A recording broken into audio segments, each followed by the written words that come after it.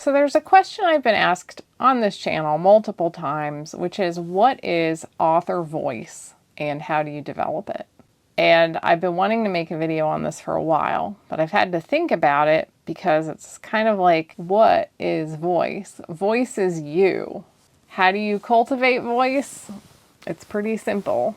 You just read a lot and then you write a lot and you put it as much you on the page as you can. So in theory, your voice is just you. It's how you write. It's like your fingerprint as a writer. But at the same time, we've probably all read a book that felt like it didn't really have a voice. A book that just felt like it sounded like all the other books out there, at least all the other books in its genre. Like it was kind of just using the default voice for genre. Sometimes I'll read a just written to market romance, something kind of throwaway, and usually like I could not tell you the difference between these books. In fact, sometimes with very commercial books, I think they are not even really meant to have like a voice because they're very just plot driven, and having too much voice maybe just gets in the way. But ultimately, having a voice is what makes you personally memorable as a writer.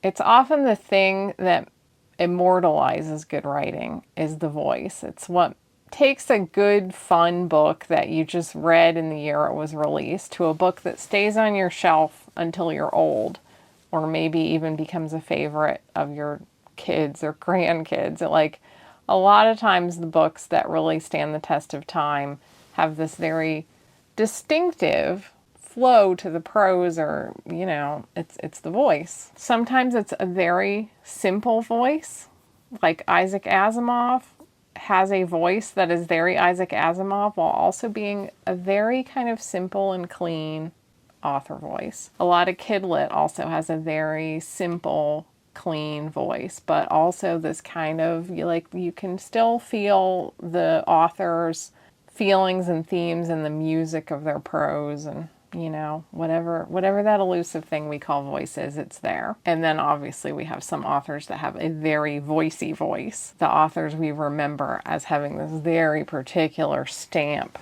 as a writer to the way that they write, the way that the words sound. Do you have an author voice from the minute you put pen to page, or is it something that you have to find and discover? I think to an extent we all have a voice from the moment we write anything, but to be the sort of author that's known for having a voice, that's more something that you have to cultivate. But it's also a little harder to teach than like, well, here's how you plot, here's how you write a good description. Voice kind of goes beyond that, in my opinion.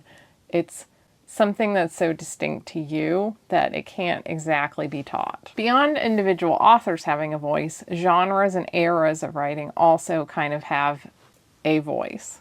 This even includes authors who do have a strong voice and are known for having a voice. Generally, all the authors that you read from like the 30s or the 60s or the 90s versus now, they all kind of have a different way of writing that is kind of their era's way of writing. And the same thing with like fantasy authors versus sci-fi authors versus romance authors. You'll find certain patterns of like, this is kind of the voice for this. Chick lit, which is now kind of evolved into rom-coms. It's got kind of that playful, first person, funny or snarky or like, oh, my life is a mess kind of voice. And you can definitely pick up different people's voices within the parameters of the genre. But at the same time, having that voice is partly what makes it what it is. So there's kind of a broader voice of an era and a genre, as well as your own individual voice. And that also matters because, it'd be really weird to write Lord of the Rings as a chick lit rom-com, although now that I say that, it's like, that could be really fun. What would that even be? Like, these are the kind of terrible ideas you think of when you're talking. Or vice versa. How would you rate a rom-com like Tolkien? So you have to bear in mind genre expectations and what kind of writer you want to be when you're working out your voice. And that is one reason that I feel the first thing you want to do when you're developing an author voice is just read a lot. And in the course of reading a lot, It's okay to kind of play with your writing and mimic people's voices as you go. When you look at my old notebooks, you can clearly see the era when I was reading the Babysitter's Club and the era where I was reading the Xanth and Valdemar books and the era where I read Mists of Avalon all of a sudden. And there's this one very particular weird story I wrote when I read this like Nordic historical novel where I was like, oh, this writing feels very crisp and cold like the North. I want to imitate that, so I will write a fantasy novel that feels crisp and cold just like this. I don't know what this book was, but I can still see the cover in my mind. So I played around with a lot of very different voices, some of them kind of loose and funny, some of them kind of this more kidlit, like get down to the facts, you know, that Babysitter's Club intro where you kind of introduce everybody's name and age and interests and family, and then you'd kind of get on with some everyday life stuff. And then you had my overwrought Mists of Avalon thing, and somehow in the course of trying out the more epic historical voice, the more practical commercial kidlit voice, the humor that was present in the Xanth books and other like funny books that I liked reading as a kid. All those different varied types of books that I read all kind of melded together into something that was uniquely me. It's a little bit epic, it's a little bit slice of life, it's a little bit funny, it's a little bit romantic. It's a little bit of all those things without being too heavily slanted into any one of those things. And I also still prefer writing in third person, even though first person is more in style. And I've written in first person a lot. I feel like writing in first person is a little easier when you're a beginner too, which is not to say that it is easy or that you can't write a very difficult book in first person. But I do think it's a little easier to keep it to the point when you're a beginner, but that's a whole other tangent. So all these things kind of contributed to my voice over just a slow period of time, just naturally by reading and writing a lot. And that's the best way to learn. But maybe you're getting a little bit of a later start and you don't have 20 years to dabble in writing different kinds of books. Is there anything you can do to capture voice on purpose? Well, at any age, I think you can still feel free to play. That is something I can't emphasize enough. Just write some stuff that you're not going to finish just to play around with the voice. I still do this sometimes. When I first really got into the band Lord Huron, I was seized with this desire to capture the mood of Lord Huron's cosmic cowboy thinking about death, traveling into a magical realism west of America kind of vibe I was getting from their albums. And I never written anything like that before. I felt like it needed this magical realism voice, but I was just I want to play with it. I knew that I was not going to write this book. I already had a voice and it was not that, but I just kind of had to sit down and write the opening of this book just to get it out of my system. Kind of like I was just writing my own Lord Huron song, but in the only way that I knew how, which is to write the first chapter of a book that will never exist. So feel free to do things like that. It's not a waste of time. Go do it. You can also write short stories, of course, but if you're more of a I always have to write long form kind of person like me, then just write the beginning and see how it goes and drop it. Feel free to drop it. Beyond that, studying description and dialogue in a very specific way. There are certain books and references that just talk about how to write good dialogue and description. And I think if you really focus on honing those things as components, that goes a long way into giving your work a sort of distinct feel, because that's often where we really feel the voice is a descriptive passage or in a good bit of dialogue. I've recommended the book Word Painting on this channel before because it's a book I reference whenever I kind of feel like I forget how to describe things. Sometimes I just go back and read it because it just has some really good advice for how to infuse your descriptions with distinct elements that don't feel like you've read them in every other book, because a lot of times when you're writing descriptions, it can be so easy to default to things that are just oh, I've read this before. I'm writing a medieval fantasy, so I'm just going to be castle, stone, cold, torches, big old hearth, tapestry, throne, woman in gown, kitchens, kitchen boy, stables, stable boy. Like you could just kind of default to the things that you're like, oh, this is how this looks. But oftentimes where you really get voice is when you stop and think, no, what is distinct about this? Where am I specifically? And you give some kind of detail in some kind of way that only you could give it. When the reader is jarred out of their default setting in some little way, I mean, you don't want to jar them to the point where they are jarred out of the book, but really you're immersing them deeper is what you're trying to do. That's a good place to start drawing out your voice and kind of really practicing your voice. So I recommend word painting. I don't really have a recommendation for dialogue because I've always felt like I'm pretty good at dialogue, and if you've watched my video on finding my story from 20 years ago, you would not think that I should be saying that. But I think the main thing I needed to do with my dialogue was just learn to only put in the dialogue that matters. But I think that my dialogue did have a fair bit of voice, once I trimmed all the junk away from it. Description was definitely the area where I have always struggled a lot more than dialogue. So, you kind of got to feel out what sort of writer you are and whether what you need is to add more distinctness and vividness, or, as I found with my dialogue, sometimes the way to draw out the voice is learn to pare down what you've written, because it's like you put the voice on the page, but then you added a bunch of other crap that's distracting the reader from even sensing out your words.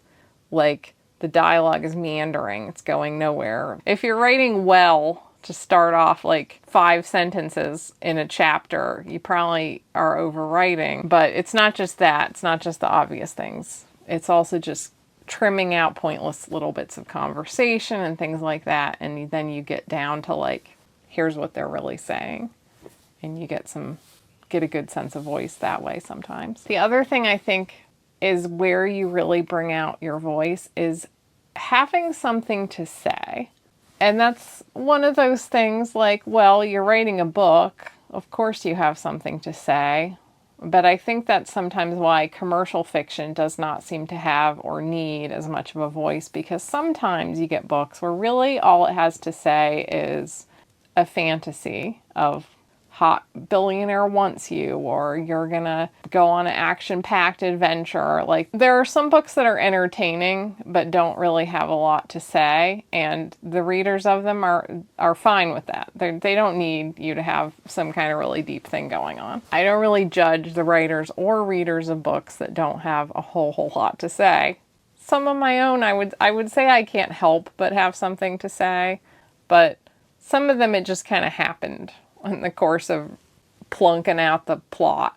Whereas in a book where I really do have a core theme and something I really want to get across, I find that the voice just feels voicier, because there's these moments that hit where the character is really expressing something that's deep within my soul that's coming out through them and their voice. And that just naturally gives a book a memorable voice, is when you have something deep you're trying to get at, something that means something to you. It's kind of the essential you-ishness of the thoughts in the book. And it doesn't have to be something, exceedingly profound, but it's just something that means something to you, something you've experienced, something you think about, something you worry about, some aspect of being human that you're kind of chewing on in the background of your life and working out on the page. Chances are, if it's something you're kind of thinking about, someone else is thinking it. If it's something that resonates with you, it will resonate with someone else. So as you put those vulnerable moments or those thoughtful moments on the page, that ends up feeling voicey, because it kind of literally is your voice, the unique things that you have to say. And I do think that being vulnerable can be a very important and difficult and underrated aspect of this. There are probably little aspects of your books. There are things you're trying to wrestle with where there's a little bit of fear of am I going too far with this? Is this too dark? Is this too silly? Is this too vulnerable? Is it too scary? Is it just whatever it is, am I going a little too far with it? And I think the more courageous that you can be as a writer, oftentimes you end up getting more of your voice the more you break past those little barriers and just lay it out all on the page. So those are my thoughts on author voice. I would love to know, do you think that you've cultivated an author voice? Is it something that you're struggling with? What author has your favorite writing voice of all time?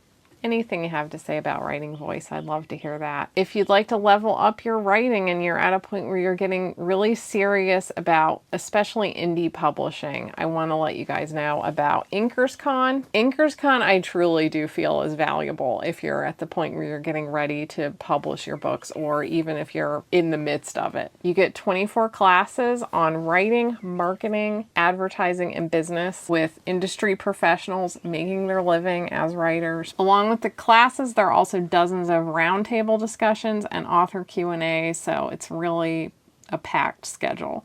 It starts on May 30th and runs through June 12th, but you also can go back and reference these classes for the next 6 years. Best yet, I have a $50 off coupon for you guys. If you use my affiliate code CozyCreative26, there's a link in the description. You can get $50 off. The whole conference is only $199. Let me know if you're one of the people who went last year or if you go this year, how that went for you. If you want more from me, my members get 2 bonus videos per month voted on by you guys. I have quite a back catalog of them.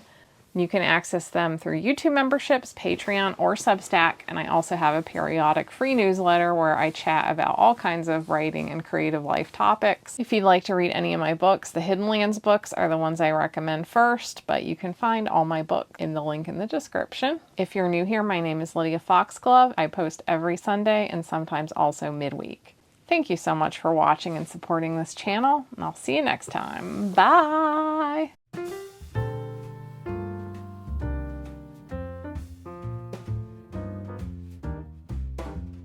Yeah, I'm trying to show me your silly tongue face. Yeah, oh, that's so silly. Oh, she tucked it in, but I did get a little of it.